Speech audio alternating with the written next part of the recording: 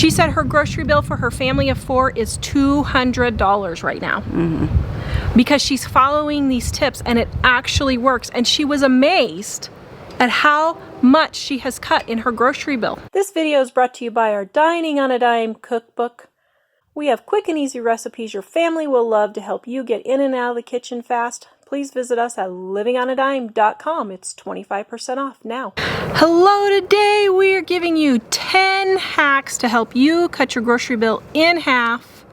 Stay to the end, guys, because our number one tip is how we save the most money. I would say my family probably saves $1,000 over the average family using our last tip. Number 10, stop serving juice and milk to your kids. Period. Yeah, it's not good for them because they get too many calories. That's fine if you're using it as a nutritional part of the meal, but to serve it every meal, if they're getting milk in their cereal in the morning, they don't need another glass of milk because it'll add up to be too much. That's part of the obesity problem that we have now. So to put it in perspective, and you'll save money. One sippy cup is 3 servings of milk or juice. How many parents give their kids sippy cups like continually through the day, sucking on juice and milk? And it costs more with dental bills too. Yeah. Number 9, stop buying expensive fruits and vegetables.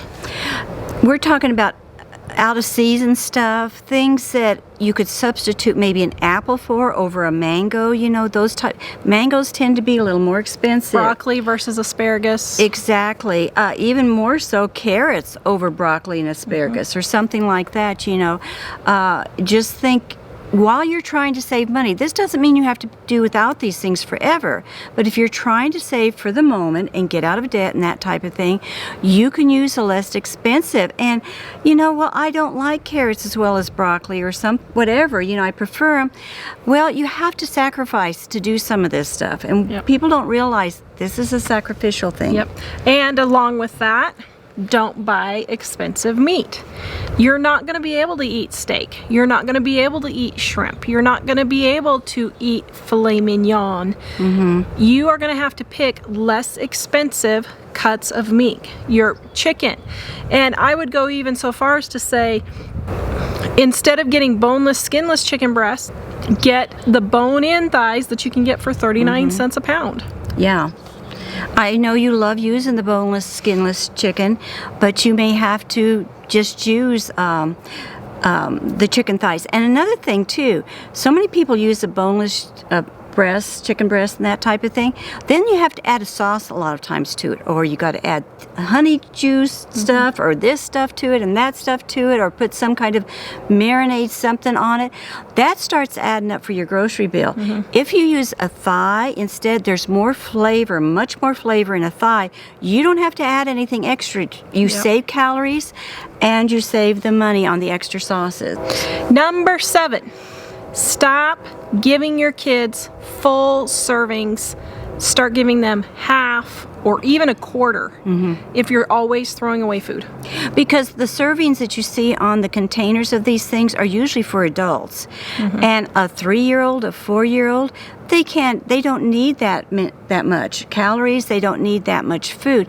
And sometimes people think their children are picky eaters. They say they're a picky eater. No, that child knows how much it can eat, and mom and dad is just giving them too much. You know, don't give them a big spoonful of green beans. I don't care if it is healthy food. They can't eat that much. Just give them 2 or 3 if they're like 3 years old or 4 years old. So here's a good rule of thumb. 3 years old and under, I give them a tablespoon of each item on the dinner table.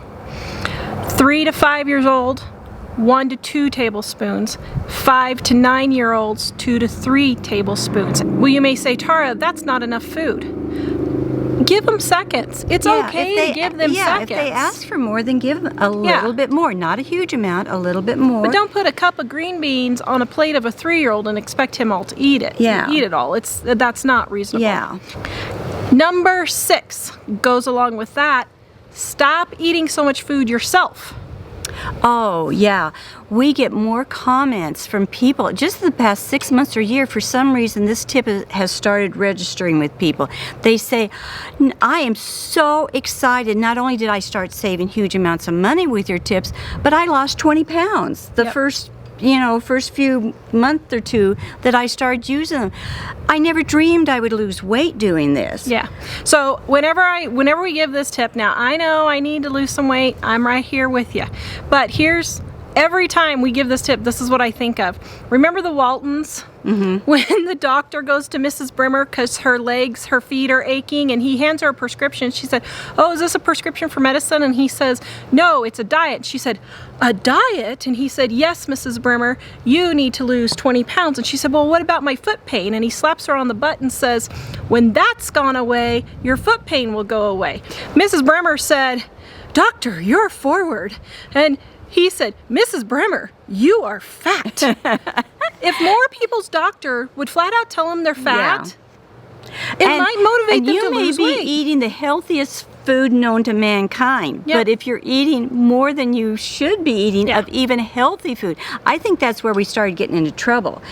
Everybody thinks if I eat healthy, it has no calories, so I can eat as much as I want. And that's not true. But they're still fat. Yeah. And you're spending more money on food you don't need, is what it boils down to. You could save so much. And medical bills. Yes. Yep. Number 5, buy generic foods. Generic foods are basically the same food that's in the name brand package, made by the same company. They just put a different package on it for the store. Or even less expensive brands of food. Yep. You know, I did an ice cream test, and they had a couple of really expensive ice cream on the table, and they had an inexpensive, the store brand. And we didn't know which was what or anything like that, and we tested this ice cream. Well, I could tell right away what the inexpensive one was that I loved so much because it was creamier and it was just much better tasting. Well, these other people had no idea. They picked the store brand too, saying it was the best, thinking it was the most expensive brand. And the store brand won over all of the other more like, do I say name brands here or not? You know, like Haagen-Dazs and Breyers and some of those more expensive ones. The store brand won in taste and flavor and everything. We think if it's more expensive sometimes, it's going to taste better. And half the time, we really don't even try the off brands or the store brands thinking that. And often they're much better tasting. Now, there are times where it is made differently, but that doesn't mean it doesn't taste. It doesn't mean it tastes that bad. Like I did a taste test with Nutella and the store brand Nutella. I could tell right away which one was the real Nutella and which one was the store brand. And when I looked at the ingredients, I could tell why, because they had added more oil to make it thinner on the store brand Nutella. But was the taste that much different that it was worth paying double the price? No, it wasn't even close. And there's a few things, like I do like the name brand. 1 or 2 things. But try the off-brand. If you don't, then go ahead and stick with that. And then the other 5 or 10 things that you can use in the off-brand, do that. And some things like cheddar cheese, there's no difference. Sometimes sour cream, using things in difference. cooking, like if you're cooking with sour cream or different types of vanillas and stuff. I have some homemade vanilla that Tara makes, that's really extra good. And I have some inexpensive vanilla that I use just in baking a chocolate cake. It won't make that big of a difference. No. So, number 4, use your leftovers. Oh my goodness. I cannot believe the number of people who say, I refuse to eat leftovers. I won't eat food that's left over. It's not left over. You're pre-cooking for the next meal. People will go, here's what I can't figure out. Oh my goodness. People will go buy a TV dinner. They'll buy a frozen TV dinner, which is a leftover because it's been already cooked and saved. But they won't save dinner from the night before and take it for lunch. Well, I think the biggest problem is that they have the wrong notion of when we say use your leftovers, of how to use it. They think they're just reheating what they had the night before. When I use a leftover, which is fine. Yeah, for you lunches can. and stuff. You can, but you don't have to do it that way. If I have leftover rice, I'll take and throw it in maybe some chicken stir fry soup or something soup like that the next day. That's what we mean. If I have leftover roast beef, I'll maybe add barbecue sauce to it and make barbecue beef sandwiches. I don't serve it again just as roast beef the next day, unless you want to, of course. Yeah. So when we talk about using your leftovers, we mean incorporate it in a whole different dish the next day. And we have tons of them in the book. Yeah. We have a whole section. People don't realize in our book we have a whole index of leftovers that you go in there and pick out what your leftover is, and then we have lists of recipes there in the book that you can use it for. That's in Dining on a Dime Volume 1 is where we have that. Yeah. Yeah. And then Volume 2, we just incorporated it in the index. So number 3, stop buying pre-bagged chips and juice boxes and applesauce cups for school lunches. Mm-hmm. I talked to the grocery store cashier one day, and I just asked her, I said, what's the number 1 thing you sell?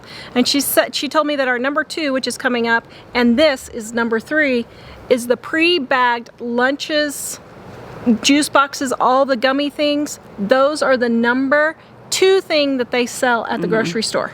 Guys, it literally takes 2 minutes to bag up a thing of chips for 2-3 weeks. Get a big bag of chips and do it for 2 or 3 weeks. You don't have to just do it for one day. The next day, yeah. Do them all for 2 or 3 weeks, and then you have them on hand. On Saturday, set the kids up on the counter, Yeah. let them put the stuff in the bags, and get this stuff ready. If they're old enough to go to school, most of them are getting old enough to be able to do that type of thing to help you out. And just assembly line and set them up there on the counter. It'll just take no time at all to do that. So stop buying all the pre-bagged stuff for lunch and sending juice boxes to school. My kids never got a juice box. They always got a little container that we refilled with water. I was going to say, I always had water. Water is all my kids got, and none of my kids ever complained. Yeah. None of my kids ever complained, but that was normal for us. Number 2 is the number 1 thing that people buy at the grocery store, and it's the pre-cut vegetables and fruits. Mm-hmm.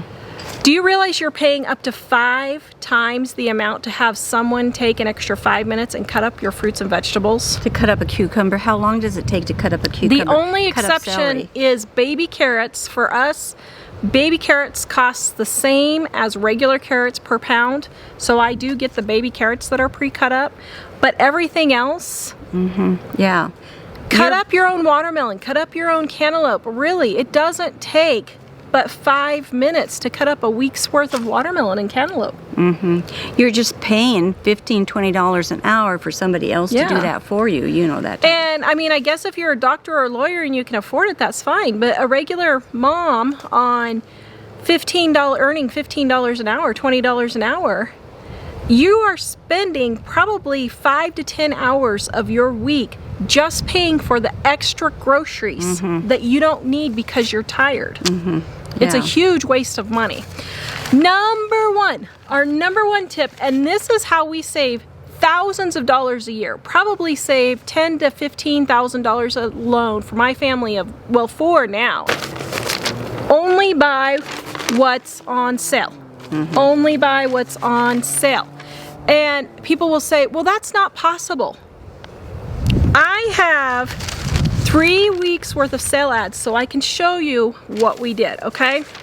So here's how we did it. So week 1, right here, they had bacon on sale. They did have mangoes on sale, so we got, got those. Right here, the wind's blowing, strawberries were on sale. Eggs were 97 cents. So what did we do? This week we stocked up enough for 2 to 3 weeks. I got several weeks worth of bacon. We got several weeks worth of eggs. Several weeks worth of butter was 97 cents. We got the total limit on that, which was 2, so that's about 2 weeks worth of butter. That way, next week, instead of paying $3 for butter when I go to the grocery store, I've already paid only 97 cents, so I've saved $2. Okay? The next week, here we go. Ground beef was on sale, right there. Then watermelon was sale, so that was one of our fruits for the week. Chips happened to be on sale, so we did buy chips that week for school that's starting up actually. And then cereal right here, this was my big one, cereal. $1.49 for cereal, and I got like 25 boxes of cereal because $1.49 is my low price, and for some of them I had an 80-cent coupon, so they were like what, 60 cents, something like that, 60, 70 cents. So I stocked up on cereal.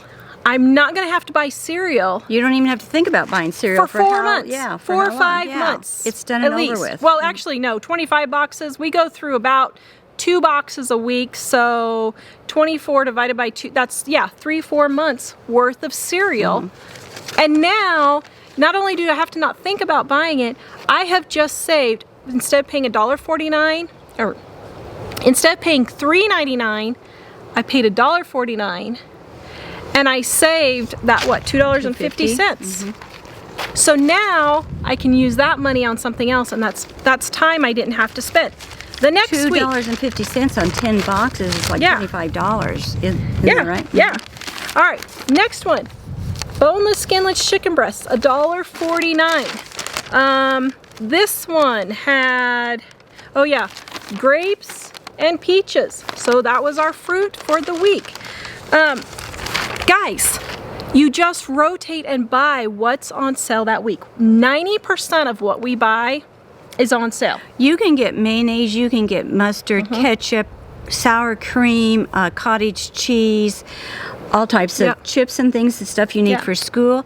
All these things rotate on a regular basis. Learn your grocery store and stop buying retail for food. Yeah. Period. Yeah. Seriously, we cannot stress enough. People do not get this. They keep saying inflation, inflation. Ah, ah, ah. Guys, groceries are actually going down for me. I have never paid $1.49 for cereal. I have never paid $1.49 for chicken for more than 15 years. Those prices are actually going down for me. Usually people that are panicking don't know how to do the sales ads, don't know how to do a lot of the tips we're trying to explain to you. And once you learn to practice these, it doesn't, even if the even if prices went up, it wouldn't matter that much because you've got this, you know, this where you can do it. And don't say, well, I don't have a store by me that's close enough for ads, and don't have, it costs gas for me to drive all the way across town. Okay, I figured in my town, when I was living in Wichita, it was 20 miles from one, and it was a big city, from one edge of the city to the other edge. And it didn't even take me a gallon of gas. And I could go across and I could easily save, for me by myself, $20 to $30 in one grocery store savings. Now, $3 of gas, and compare that to $20 or $30 saving. You know, so if you make $20 an hour, that means you actually bring home $15 an hour. That means you had to work 2 hours for that savings there that you would have done. That's 2 hours you can take off of work. And you say, well, I have to take the time to drive all the way across town and do that. No, if you really want to do this, you won't make the excuse. Two things people do when they don't want to do something. They make an excuse and they get angry. Sometimes they do them both, sometimes they do one or the other. If you really want to do this, you'll think it out. You know what I figured out? I thought, oh, I've got a doctor's appointment over there where that grocery store is this week. I'll just save the ad, and when I'm going to the doctor's appointment, I'll pick up what I need at that grocery store. Send your husband over if he's going to be there for some reason. You know, think, how can I do this and how can I make this work for me the best? Don't make the excuses. If you really want to do this, put it into practice. And don't get overwhelmed. Put 1 or 2 things a week in for a couple of weeks. When you get used to that and your family gets used to it, then add another thing on our list. Take these 10 tips and do 1 each week, and in 3 months you will have it all down and your grocery bill will be cut in half. If you just use the ad tip and where you only buy what's on sale, if you go and only buy what's on sale, you will cut your grocery bill in half in 1 month. I guarantee it. And people say, oh, it's just not possible. I'm sorry, you're wrong. person after person after person has proven us right again and again and again. And we have a gal named Frankie. She's cooking through our cookbook, so if you need some easy recipes to go with all of these tips, she said her grocery bill for her family of 4 is $200 right now. Because she's following these tips and it actually works. And she was amazed at how much she has cut in her grocery bill. Oh, I don't know how many people have said this isn't going to work for me, or this won't work, Yeah. and they went ahead and tried it. And not that Frankie did that, but Yeah. you know, they said I was so shocked that this actually worked.